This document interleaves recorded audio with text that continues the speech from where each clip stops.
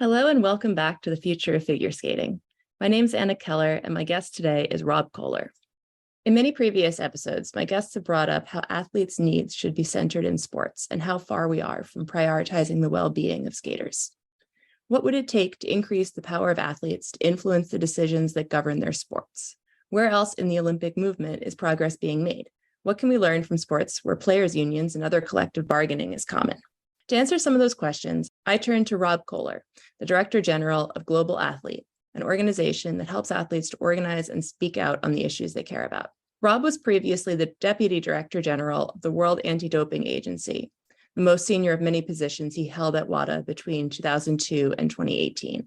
He was also Vice Chair of the WADA Independent Observer team at the Sochi Olympics. Rob is based in Montreal, Canada, and I am so glad that he was able to join us for this important conversation. Hi, Rob. Welcome to the podcast. I'm really excited to get to talk to you today. Starting off, could you tell us a little bit about your organization, Global Athlete, and what it does? Yeah, Global Athlete was, first of all, it was an organization that I thought I'd never be running. In my previous position, I would work for the World Anti-Doping Agency. And in that role, I was always a strong advocate for athletes.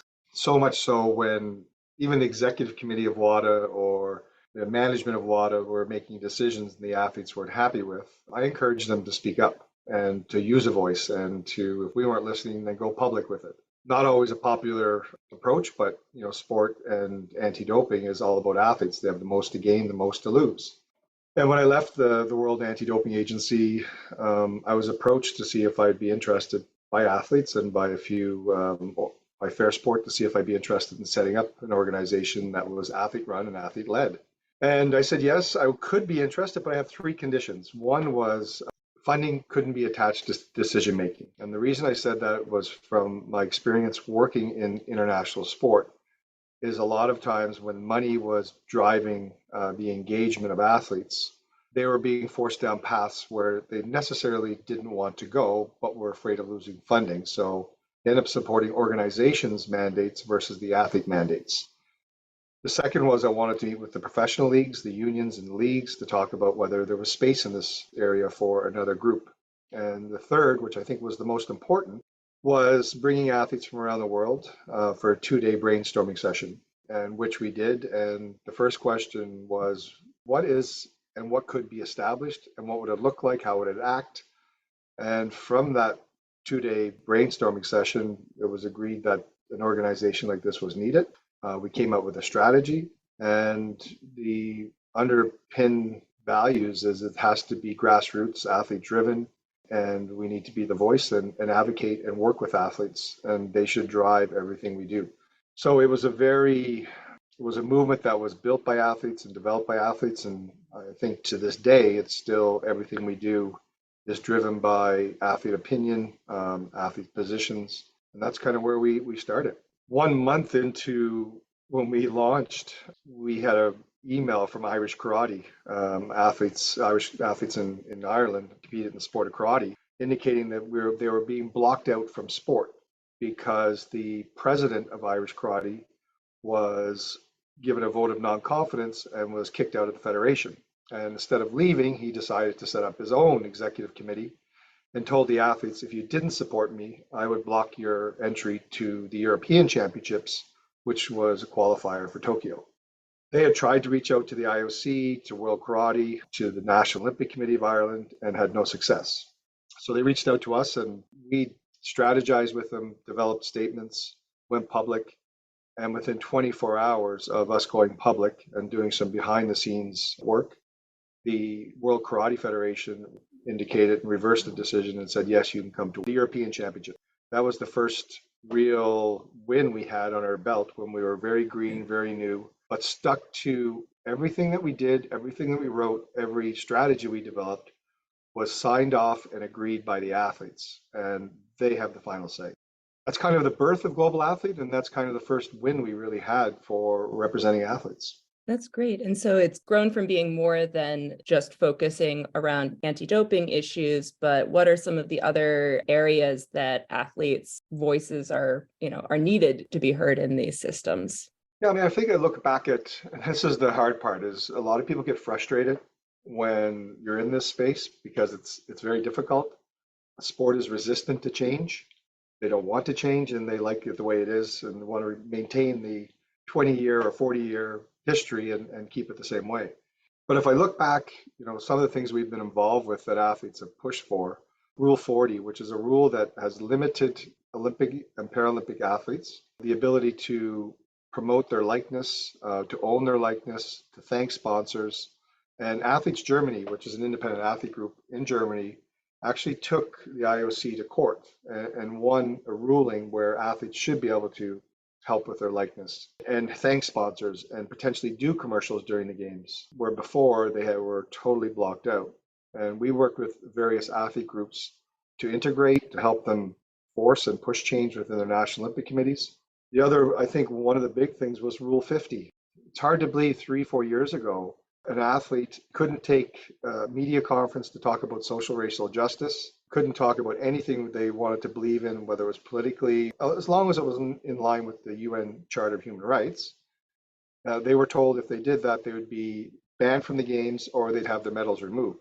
So we worked with athletes from all around the world, with human rights experts, and eventually pushed the IOC to relax that rule. And now athletes can stand up and speak about social and racial justice. I mean, we saw handball players in Tokyo wearing rainbow bands to support gay and lesbian rights. So these are the things where athletes believe in. Surely they should be able to speak out and be agents of change when they have that platform. IOC talks about being an inclusive organization, and if you're not going to allow athletes to talk about inclusion and to talk about equal rights, then you're limiting that discussion. So we were pretty proud to see that relaxed, and we saw athletes take podiums that were never suspended. I think that advocacy work was pretty well taken, and we were pretty successful with that.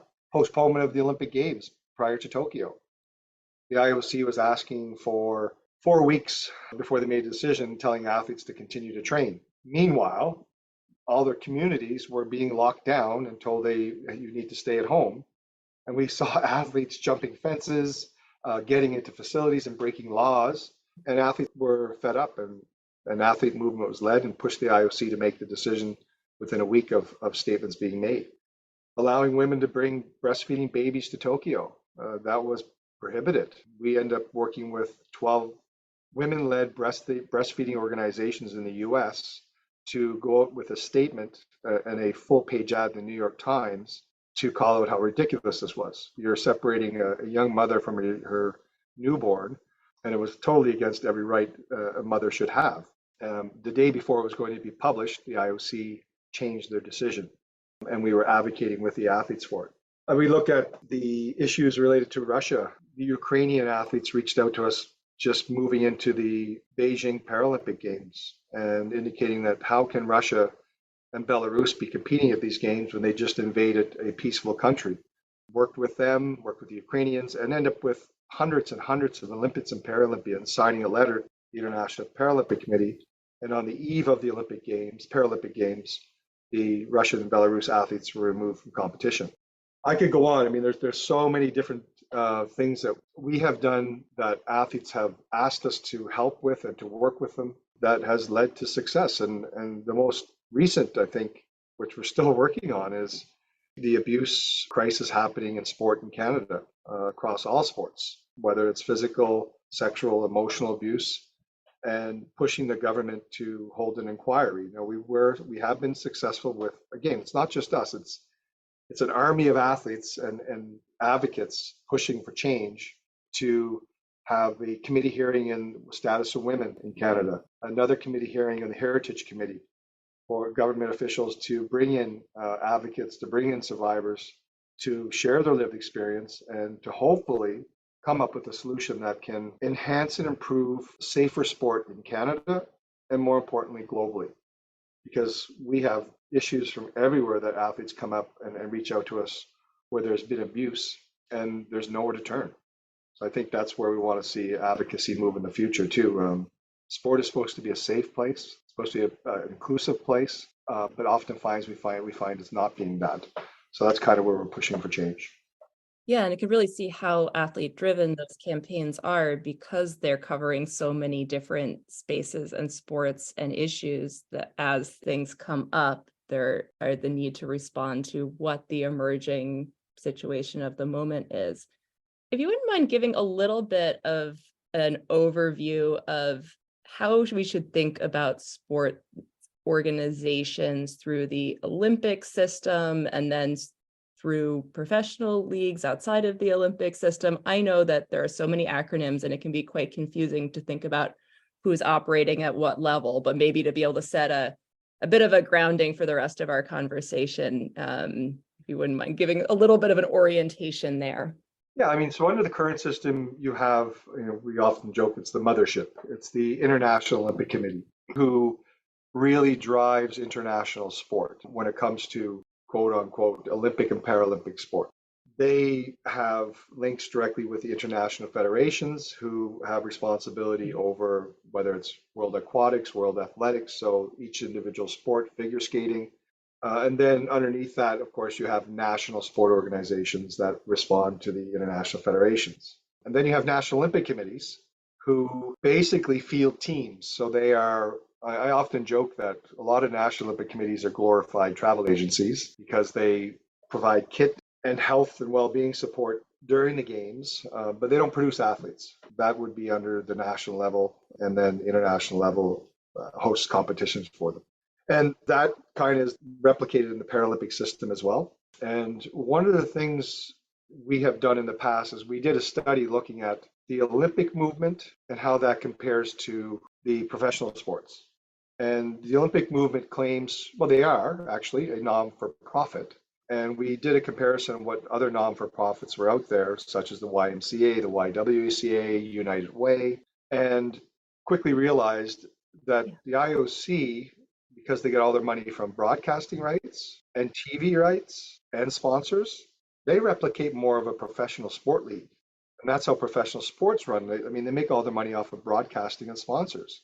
YMCA, United Way, who are nonprofits, make money off of donations and donors that support them. So we think with the study that we showed is they're really looking like a professional sport organization, but they don't act like one because they don't provide the athletes the ability to collectively bargain, to have a say in any of the rules. They're not compensated.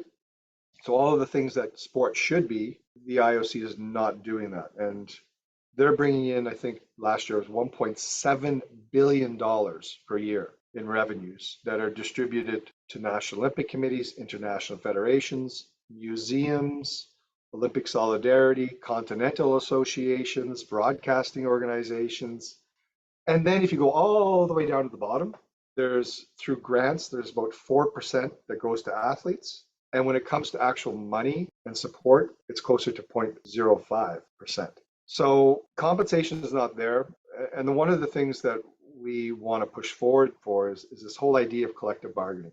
And the reason I say that is all the things we talked about earlier, when it comes to abuse in sport, when it comes to rules being established that aren't potentially not safe for sport, on training, on age limits, all of the things we look at, all we have to do is look at the Valieva case when we had a young child competing and the way she was being treated. And now the ISU has obviously increased the age. I'm not sure that's going to solve the problem. But all these decisions are being made by sport leaders without the involvement of athletes. And who knows sport better, that lives it every day, that potentially could grow it, could make it safer and stronger, are the athletes. And that power imbalance, athletes are afraid, they don't want to speak up, is a major issue.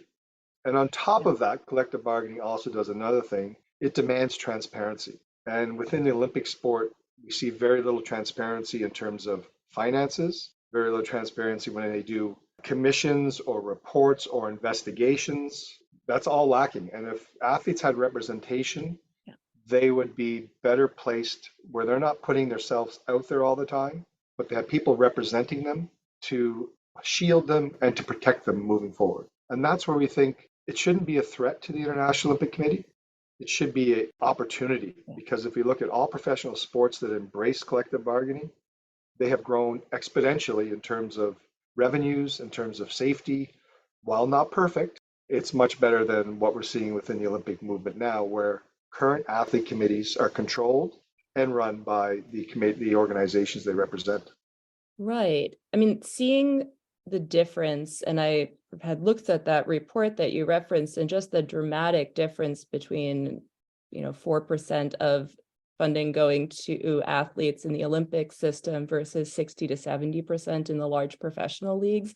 That is such a dramatic difference. And especially knowing the costs that it takes to train for so many of these sports. And that's something that comes up a lot in figure skating, that even putting aside the money that that you might need to live or to save for the future or any of those things, just purely the cost to train is so often borne directly by the athletes, and the compensation, if there is any. And I know this varies widely country to country, how much like national Olympic committees or the national governing bodies are involved in funding the athletes, but there are many places where they don't get any funding through those sources at all. So thinking about that and then seeing the difference between that and places where there are collective bargaining, I guess part of what I'm curious about is, are there examples of collective bargaining, players associations, and that kind of thing happening within either across, internationally, not just within a league that's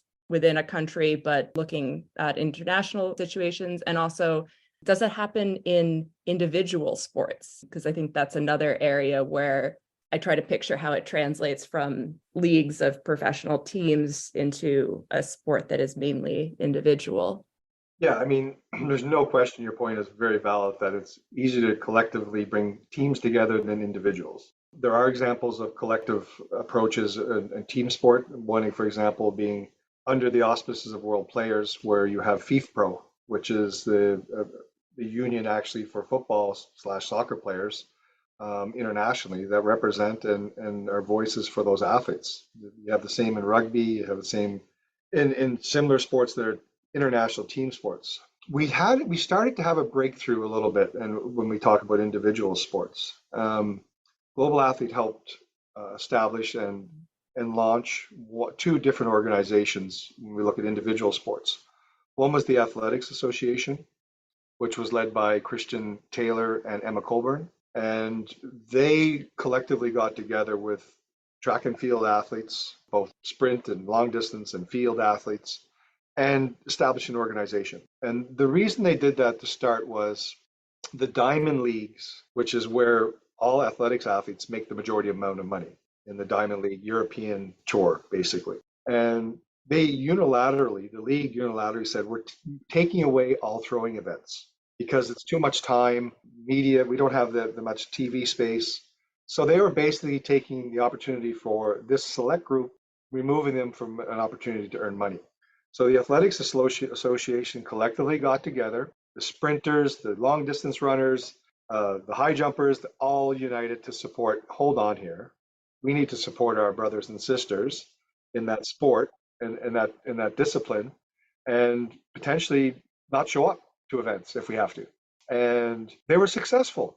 The Diamond League reversed their decision and brought back the throwing events and worked with the athletes on how to make it viable and to make it fit within a sellable, marketable product.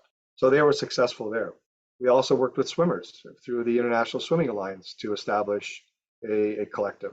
Again, it's an organization that is started, it's slowed down, it started again, but it just shows you that there is an appetite out there where athletes want to be independent of the sporting organizations and start representing themselves as a collective without having to be tied with a national sport or an international sport organization. Case in point, in Germany, we have an organization called Athletes Germany, who is independent of everyone and represents athletes in that country. So the movement is there. There's over 100 unionized athlete groups across the world that are fighting for athletes. And we see it at the NCAA, where now they're starting to get their likeness and being able to be paid, which in the past they wouldn't be able to. So I think everybody, including the IOC, sees this movement and the change that's potentially coming. And that's where we would hope one day they would embrace it as opposed to rejecting it. Because what's happening and all the things I mentioned earlier, the changes that we've moved forward with were not collaborative changes. They were forced changes. So we publicly embarrassed, we had athletes speak up at the top of their lungs, and it was a forced change that IOC or Ireland or World Karate or any federation had to make, and that hurts the brand.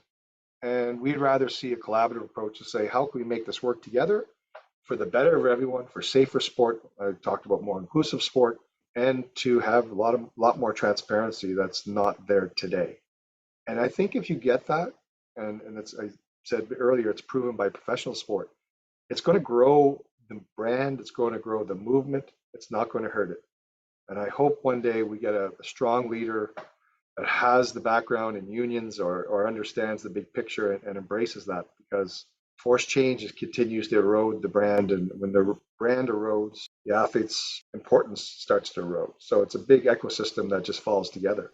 Yeah, it's so interesting to think about that sort of the public appearance piece of all of this. I think often it can seem like all of the decisions that get made in sport are made in closed rooms by insiders. And I mean, I think that often is the case, but then trying to think, what does public pressure, the media, and the role even of spectators in this kind of thing could be?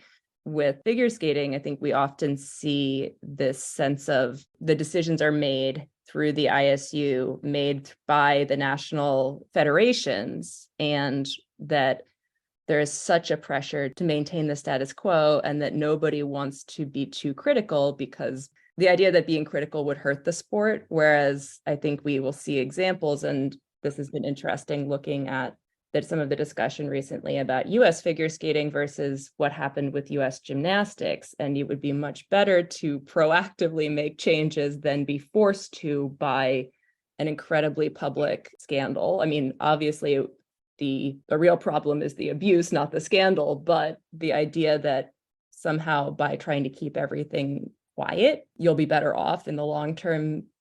We have such clear examples to the opposite from that as well.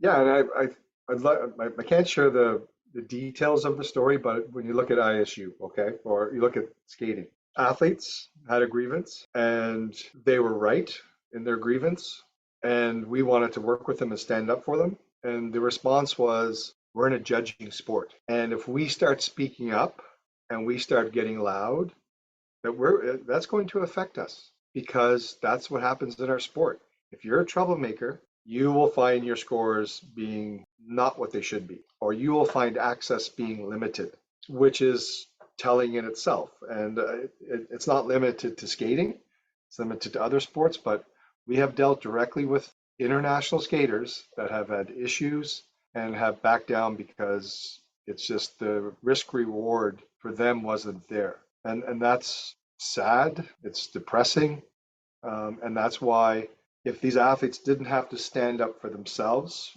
and they had a collective person or a professional organization standing up for them and saying, no, we're not accepting the way you're moving forward, and as a result there'll be consequences, whether that's we're not showing up or we're just going to start raising our voice even louder and exposing the system. So I think, judging sport plays a significant role in athletes being afraid to speak up, and that's taught at a very young age too. And that's where, when we look at what we're doing in Canada, the grassroots programs are so important, because the grooming starts at that age, that you listen, you obey, and you do everything you're told to do. And not only for athletes, but parents as well. So now everyone's afraid to speak up because they don't want their child to be not selected. They don't want to be pushed aside.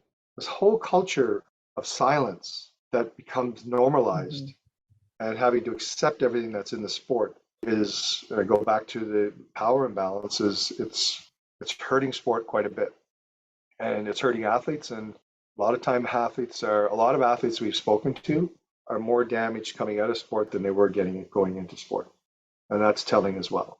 And we've seen more people speaking out after they've retired than in the past. And I think some of that comes from a generation that has been supporting each other in doing that, but also just that there's maybe fewer opportunities directly connected to the sport to go into becoming commentator, to go, go on to professional tours. And so sometimes it seems like maybe there's less to lose from those folks who are speaking out than there may have been in the past. But it is very notable that it is the people who are out of competition who have been raising their voices. And we haven't really seen, it's very rare for anyone to say anything even mildly critical of the rules, of governing bodies, of anything while they're competing.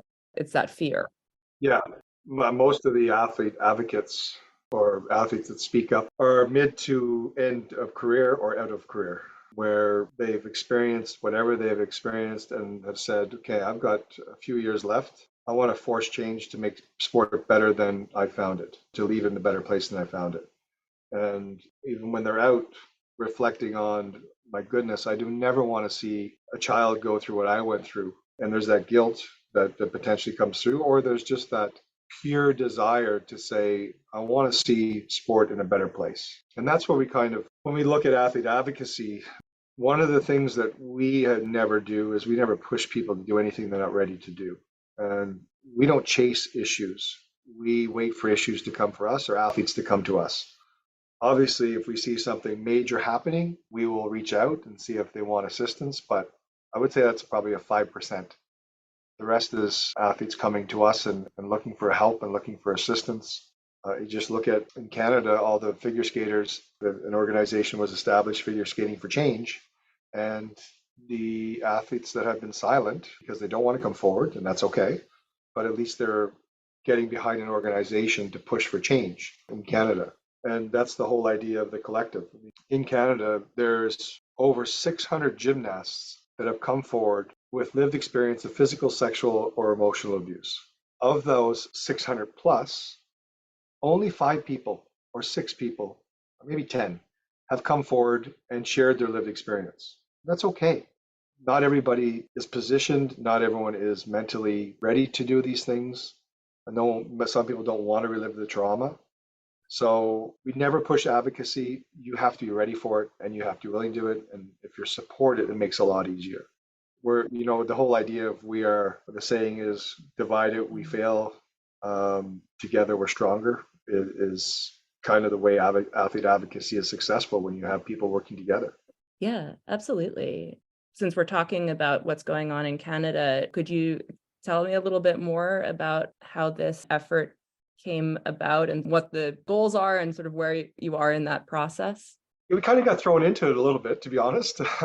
In March last year, 2022, we were approached by Canadian bobsleigh and skeleton athletes who had grievances related to the president, the way athletes are being treated. There was lived experiences of abuse, of racism. Athletes were fed up. So they approached Global Athlete and said, can you help us elevate our voice? Can you help us stand on a position? And we said, yes, we'll help you. And that was a wonderful exercise. And again, we helped draft things. But this is the cool part, is we've helped draft things. And I'd say we've got a pretty good writing team that we work with. I've got a fantastic writer, two actually, that are amazing. And we have a meeting with the athletes, we draft something and we give it back to them. And I'm telling you, almost every time we get it back from them, it's even better, because they've put their hands on it, they put their thoughts, they put their hearts into it, and it becomes a stronger statement and a stronger position. It's true, it's natural, and it's honest. And I think that's what pushes the change. And following the bobsleigh skeleton athletes, we had the gymnasts come forward asking for assistance and help. We did, and that the Gymnastics for Change Canada has been a force to be reckoned with since that day. On the first statement was on March 28th. I remember that because it was my birthday that day we released it. And then we had boxers come forward that wanted to work with us. We had fencers, we had figure skaters, we had individual athletes from different sports coming forward. So it was really a momentum of a collaborative athletes that wanted to see change in sport in Canada, recognizing that the playing field wasn't level. There was a lack of transparency. There was federations not dealing with abuse and a lot of times covering it up. or delaying decisions. If a coach was supposed to go to the Olympics, they would delay the decision until after the Olympics and allow them to go. So the abusive coach is still going. So that movement really, that was a grassroots movement, athletes coming forward, and it hasn't slowed down. And the athletes have been demanding change, have been, as I mentioned earlier, they've been called to testify at Mhm. parliamentary hearings, at the status of women, at the Heritage Committee. All are on the record. Just last month, the first committee came out with a recommendation, and one of the recommendations was recommendation 14, which called for a national inquiry. Now we're waiting for the Heritage Committee to come out with their report. Hopefully that will be in September. And we don't see why the same outcomes won't be there. And we hope in September we will see the calls from the federal government to call for this national inquiry. And the interesting thing that it all started about abuse. So it was about abuse happening in sport. And then when the athletes started to see all of the things, they realized, okay, abuse is happening in sport, but it's not a sport issue. It's a human rights issue. Just because it's happening in sport doesn't mean it's a sport issue, and sport can't self-regulate. So they want to take it out of sport. And then they started to see the power imbalances. They started to see the cover-ups. They started to see the confidentiality that was the non-disclosure agreements that were being signed. People couldn't speak out. And all these whistleblowers come forward. I'm on a non-disclosure agreement, but I'm happy to tell you as long as you keep it confidential. So you have this army of survivors, which is an organization in itself, an army of survivors that have come forward to fight for every other athlete in the country. And not just for Canada, but hopefully Canada would take a lead in understanding the root and the rot of the problems, where the system has failed, where has it worked, and come out of the chute as a leading country that has shown the world how sport could be run, how safe sport should be run, and how athletes are put first in an environment where without athletes, nothing happens. If a CEO goes, the organization is still going to run. But athletes are the ones really at the core. And if we don't start listening to them and creating a safer space, then I think we're in trouble. And a model, we talk about a holistic view, is the Norwegian. Norwegians have a whole the idea of play. Let kids play, let them skate, let them enjoy it. And the talented ones will come through the system healthier, better balanced, and leave sport the same way. Yes, it gets more competitive and there's as they get older, but let's focus on the joy of sport as a young age. And the Aspen Institute has a great paper on how sport should be run. So there are things out there, but it's time for us to really take a step back and say, what is sport? Let's take the sport of ice hockey in Canada. You have thousands, thousands, and thousands and thousands of people playing hockey. 0.004% make it to the NHL. So let's enjoy the sport. Let's keep it safe. And that's what one of the things we've advocated for is transparency, openness, and enjoyment. Keep pushing that. I think we'll have a totally different environment, and sport will be more acceptable by many. Right. And I think that framework makes so much sense in tying it into a broader human rights framework as well, because it's so often we see that athletes are treated as a commodity. I think in skating, we see this especially because often the top athletes are so young and their careers can be so short. And that's, both a symptom and a cause of the problem at the same time. But that the idea is that, well, the athletes may come and go, but the system stays. And that's so much the opposite of thinking about the system existing to serve the athlete. Yeah, no, without question, you're bang on. And as you said, we always say you're humans first, athletes second. We pushed and worked with athlete bodies, and the IOC has done a little bit of work developing and implementing a human rights framework into the Olympic Charter, which is crucially important. And every sport human rights should be driving every decision. In the Charter of Human Rights, you have the right to fair and equitable remedy. We don't see that in sport. You have the right to organize. We don't see that in sport. So all of the things that we believe the average citizen should have or does have in most countries, you should have it in sport. Sport builds itself on this idea that put your kids into sport and they'll be better people. They'll be away from trouble. They'll be off the streets. They will be more holistic, and all the ideas that we've created. And Sharon Stoll in the US did a research study, and I maybe am wrong in a couple things, but I've got the gist of it. She had taken grade 6 students athlete and non-athlete, and measured their moral compass and their decision making.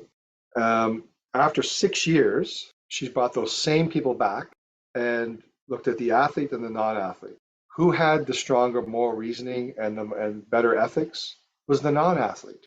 The athletes eroded their ethical standards because sport teaches us that it's okay to bend the rules to get an edge. It's okay to wear something different to get the edge. So it creates this culture that if you want the competitive edge, you can cheat a little bit and it's acceptable and you're actually seen as a better athlete.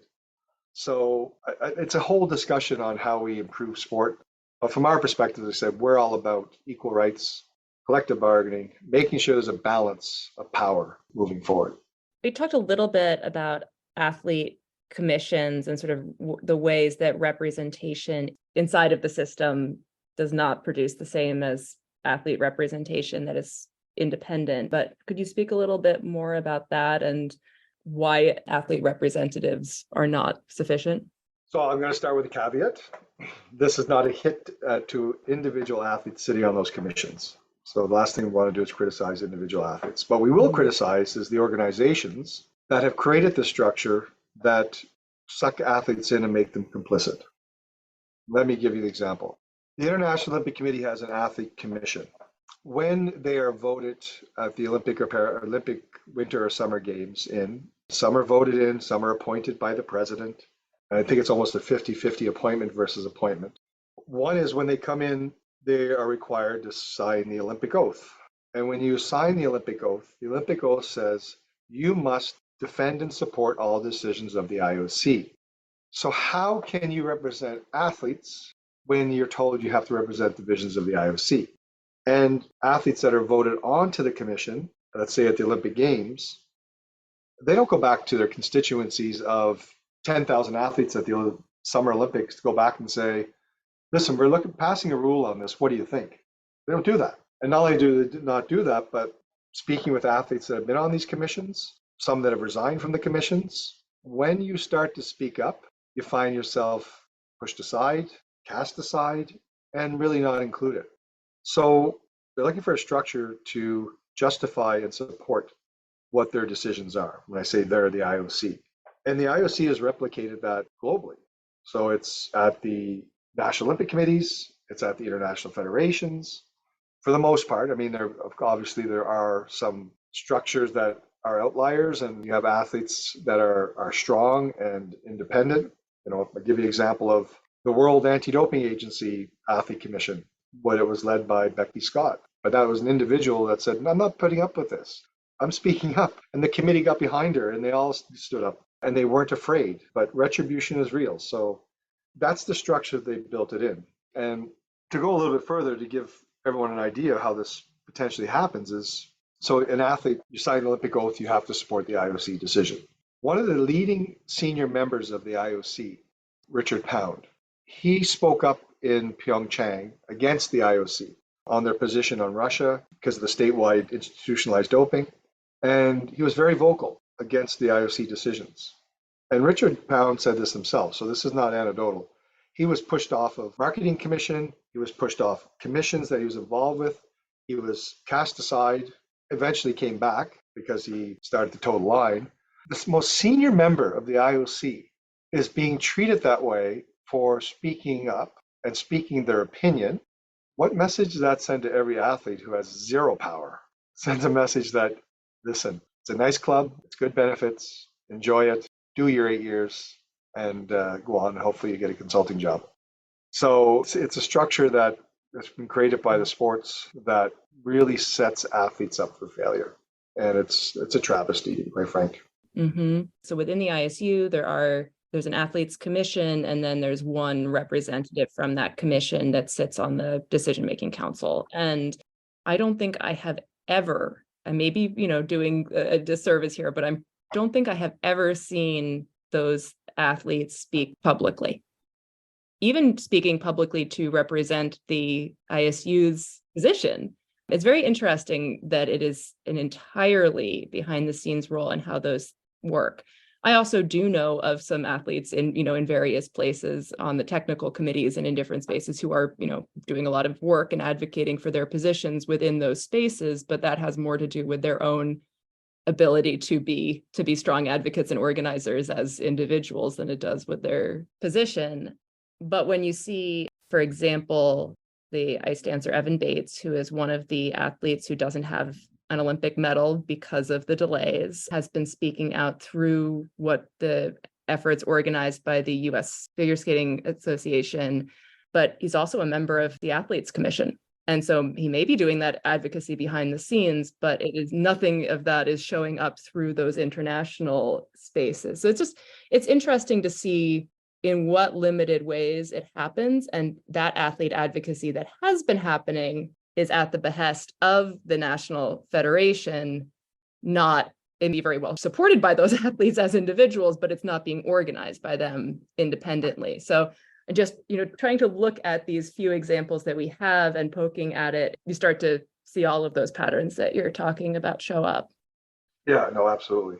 I want to circle back to some of the questions around funding and athlete compensation. And how do you think in a fairer system, a system that had collective bargaining, for example, what could funding structures for Olympic athletes look like? So I think we need to step back a little bit, because the first thing that needs to happen is agreement of transparency. Where the money's being spent, how much is being spent, and what it's being spent for. If you do a deep dive into international federations accounts, National Olympic Committee's accounts, even the IOC to some degree, there was a lack of transparency on where that money's going and what it's being used for. I know if I was running an organization and I gave you $10 million as a grant, I want to know where it's going. I want to know what my return on my investment is. I'm not going to hand $10 million over to you and say, have fun, create your own skating. So that's where that discussion can't even start what compensation looks like until there's a transparent and open books. And that's where you see in a lot of the leagues is you start that discussion. I think the starting point is having equal representation at the table to start that discussion. And when I say equal representation, it's not 50-50. Not 50% of the athletes say, you're selected, Jason selected, Jane is selected. No. We want collective representation where athletes are sitting in a room, they discuss what they want, they discuss what they need, and then they can go with their representative and they can go themselves, that fight, and not fight, but advocate for what they believe is important. And that first thing is an equal say. So where's that money going and how is it going and why are we spending it here? And then you can start looking at, okay, we can redistribute money, or maybe we can't, but maybe we can at least have a say in where the allocation is going. So I think that's the first step, is correcting that power imbalance, looking at the current expenditures and spend of the organizations and saying, okay, there's room for compensation here, and what it looks like and how it should look. That would prejudge something that I would not want to prejudge. I know there's research happening right now. We're doing research on what collective bargaining could look like. They need to come to the table. That's the first thing, to be transparent. And once we have that, I think we can have that discussion on what it looks like. Look, the IOC could easily pay every athlete that goes to the Olympic Games $25,000, easily. And $25,000 to an athlete that can barely pay their rent, that has to rely on mom and dad or guardians' support or GoFundMe pages, they're scraping at the bottom of the barrel to try to get by. That would mean a lot to them. Those are the things that need to be discussed in the future, and it has to trickle down. And I don't say that anecdotally. We have done a research, it's on our website, on athlete welfare, compensation, and rights, I think it was. And the survey is pretty evident that athletes have a hard time getting by. But the most interesting part of that research is what we did was we asked consent for any athlete that provided additional comments, whether you would like them published or not. And every single one of them, I think, said, if maybe one didn't, said, yes, publish them. And that's one of the most interesting things, is reading what the athletes say about how they're living and how difficult it is and how they're barely getting by and who's benefiting. And the facade that the IOC puts out, or the IPC, I'd say more the IOC, the International Olympic Committee, that once you become Olympian, you're set for life. That's a load of crap. You're not set for life. You have to be a multi-medalist with star power and ticking all the right boxes to be that. Right country and the right sport and all those Correct, things. correct. The right smile and all of the things, the right PR campaign, and to be able to be that person. Yeah. It doesn't come just because you win an Olympic gold medal. I mean, there's Olympic gold medalists that are working just normal jobs. And that could be in a shoe store, that could be at a grocery store, it could be an insurance company, but they're not driving Ferraris. And that's one of the things, not that they're expected to drive Ferraris, but one of the things when I do talks every now and then is I ask the audience, how wealthy do you think athletes are at the Olympics? Like, oh, they're rich and famous. So, well, they're not actually. They can barely get by. You probably have more money than they do on a daily basis. And not only that, the difference between you and them is they've sacrificed 15 years of their life, maybe even 20. You have gone, whether you go to school or you've started your career earlier, they put on everything on hold and are not making a dime. Or if they are, it's very little. So they're starting 15, 20 years behind you and have to start their lives. Imagine having to start your life at 40 years old. So we build no protections, we build no life after sport. And I think those are the things where all of those discussions need to happen. If we're going to commit, countries are going to commit to using this as geopolitical force.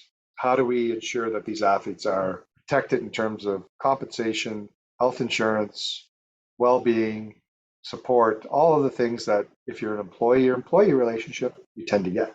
Yeah. And how much of this is still based around the idea that Olympic athletes are amateurs? I know that there's been various holes poked in that over the years, and there's certainly professional athletes that are going to the Olympics, but do you still see that used as part of the argument against having fair compensation?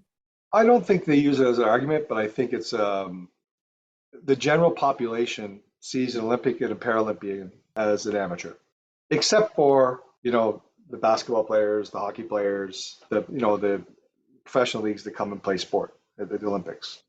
But generally speaking, they say, oh, they're reaching their goals to be an Olympian and they've achieved that, and that's amazing.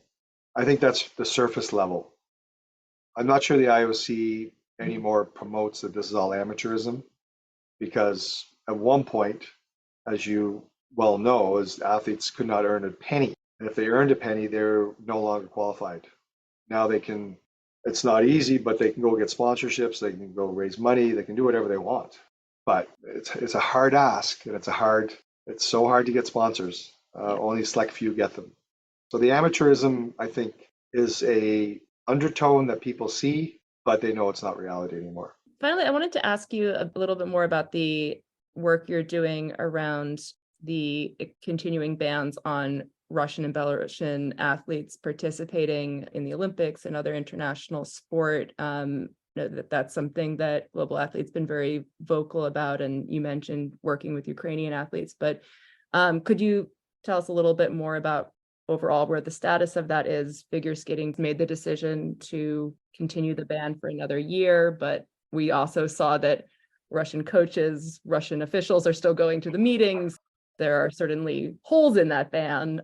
It all started when just after the Winter Olympics in Beijing, when Russia invaded Ukraine with Belarus, and the Ukrainian athletes. The interesting thing is the Ukrainian athletes and the Belarusian athletes reached out to us, calling for Russia and Belarus to be banned.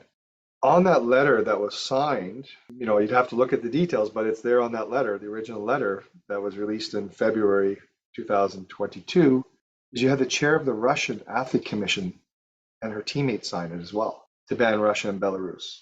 That's kind of the wave we went. And then when we released that first letter, we had hundreds and hundreds and hundreds of Olympians and Paralympians sign on to the letter calling for Russia and Belarus to be banned. And the IOC has something they call the Olympic truce. And the Olympic truce is that everyone cease war during the 2 weeks or 2.5 week period of the Olympic Games. That to me and that to us is a facade. Peace is not about 2.5 weeks. Peace is about 365-day commitment. And to see what Russia and Belarus are doing to the Ukrainian population, to 450 facilities destroyed, sport facilities, hundreds of athletes being killed, 40,000 athletes being displaced, and none of that falls in with the Olympic values of sport. And as a result, we've had, athletes Germany, we've had fencers from around the world, we've had, you name it. I mean, athletes saying we need to ensure that Russia is not going because every athlete coming from Russia is supported by the state. And Vladimir Putin and Lukashenko will use every ounce of their athletes' victories to do two things. One, talk about how great Russia or Belarus is, and their participation in the events will indicate that this is a Western conspiracy because we're allowed to compete in these events. So everything is fine. And what we're doing, the war we're waging and the invasion in Ukraine is justified because they use sport as a geopolitical tool. They've used it in Sochi. I mean, you just look back at not isolated incident. If we didn't think sport was that important to Russia, why would Russia in Sochi hire the Secret Service, involve Vladimir Putin right from the top, develop a plan on how to swap every Russian athlete sample with clean urine through mouse holes, led by the Secret Service, the FSB, and swap it out for clean urine so they could win the Olympic Games? I mean, of course it's important to them. And by allowing them back into the international community, they are turning a blind eye to the atrocities that are happening. And I'm sorry, I mean, we are an athlete organization. It's very hard for us to say we want to see athletes banned, but it's a small price to pay for Russian and Belarusian athletes to sit out when we see what's happening to Ukrainian athletes. It's a small price to pay. And the last thing is the Olympics is about nationalism. So you represent your country, your passport determines where you go. So you are a state representative when you go there. And to see what will happen if they do allow Russian and Belarusian athletes in Paris, I think it'll be very interesting. I think we'll see the exact same thing we saw in Beijing, where there was an uprising in the village, there was tension in the village, and that forced the IPC to ban Russia and Belarus on the eve of the opening ceremonies. If the IOC doesn't show leadership, I think we may see the same thing. And that's a detriment to everyone else. So having two countries being given a free pass and everyone else has to suffer. So that's why we listen to the athletes. And listen, it's not a global, not everybody's on the same page on this. You have countries that have alliances with Russia that are a very different opinion, and those athletes aren't allowed to speak up anyhow. But generally speaking, the large countries we're working with, the governments, we just saw Council of Europe pass a resolution that Russia and Belarus should be banned. We saw a release yesterday from the MINEPS meeting from 40 countries that they should be banned. So there's definitely a lot of support to athletes that are calling for this. And we hope we see brave leadership from the IOC. But it appears that the Russian authorities have something with the IOC that no one understands. And yes, Russia puts a lot of money into sport, but it's time to show leadership. Yeah, it's been very damaging, I would say, to the overall status of the Olympics to see the top leadership taking a stance and using Olympic values to defend Russian participation. That's been very hard to see, and it's yet another. There have been all kinds of different corruption scandals and human rights abuses around the hosting and all of those pieces of the Olympics that then casts a lot of doubt on the Olympic movement. Like you said, the transparency is so important because I don't think that they've shown that there can be trust without it. Which brings us full circle, right? I think you're bang on when you say there's a brand that's being severely tarnished, where people are losing interest. And maybe, just maybe, we go full circle here where the IOC is going to realize they need their number one stakeholder to support and promote and to be a partner to bring it back to this golden look of what the Olympics and Paralympics could be. I mean, the Paralympics is by default sucked in by the IOC because of the funding. If I was running the Paralympics, I would break away from the IOC because I think they've got a better brand. They've taken a stronger moral compass on situation and issues. Again, no organization is perfect, but they have certainly done a lot better. So maybe full circle will come when they realize people aren't coming to watch. People aren't tuning in. People are disgusted at what they're seeing, that they'll realize they need to revive and create a new brand that, and the rings are the rings, but it's just the rings. And they know that 2 weeks or 2.5 weeks every year, people have amnesia because they start watching an American athlete, American figure skater, or Canadian figure skater, or whatever it may be. and they kind of forget about all the stuff. And there's a name for that. It's called sport washing. That's just kind of what happens. They take advantage of 2.5 weeks to make sure everyone forgets about all the issues around it, and they move on. It didn't work in Beijing when they were hosting the games in Beijing with all the crimes against humanity that were happening, or still happening in China. The way the athletes were being treated, the way they treated Peng Shuai, the tennis player who they made disappear. So all these things, let's hope it comes full circle. We are certainly going to continue to push for change. We're going to continue to work with athletes and try to maintain that authentic grassroots bottom-up approach for change. If we start losing that, I think we start losing our position and our place where we are right now.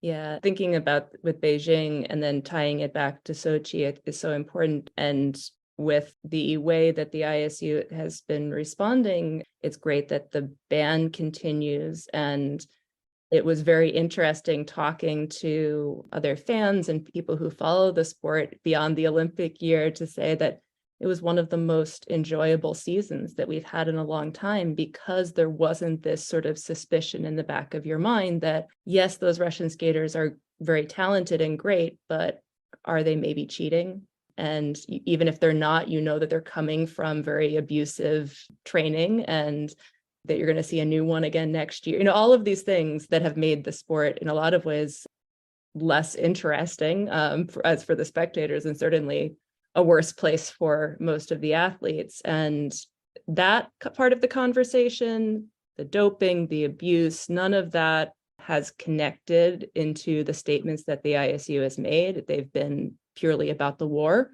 which is, where that initial piece came from, but it's only telling part of that story. And so I do hope once the Court for Arbitration in Sport comes back around with the decision for Valyeva case, that maybe there will be an opening to have more of that conversation, to have more of the conversation while the Russians aren't in the room. But I want to be hopeful about it. But so far, nothing that's happened makes me think that there isn't still influence behind the scenes. Yeah, and I think that's a whole other episode on current state of global anti-doping programs and the Court of Arbitration in Sport. Yeah. It's another 2 hours. Well, thank you so much, Rob. This has been a really interesting conversation.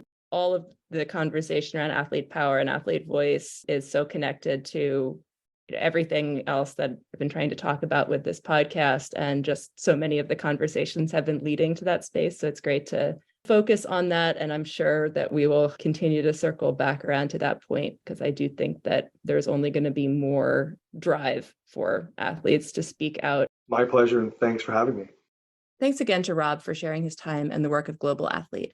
I hope this episode has given you a taste of what is possible when athletes organize and use their voices to push for a fairer sport. You can follow Rob on Twitter at Rob Koehler 2. That's ROBKOEHLER 2, and Global Athlete at Global Athlete. You can reach me with comments or suggestions for topics and people I should talk to by email at fsfuturepodcast@gmail.com or on Instagram and Twitter at FutureFSPodcast. If you appreciate this podcast, you can also support my work with the tip jar at futureoffigureskating.pinecast.co. Remember to subscribe and review on whatever platform you use, and share the future of figure skating with your friends.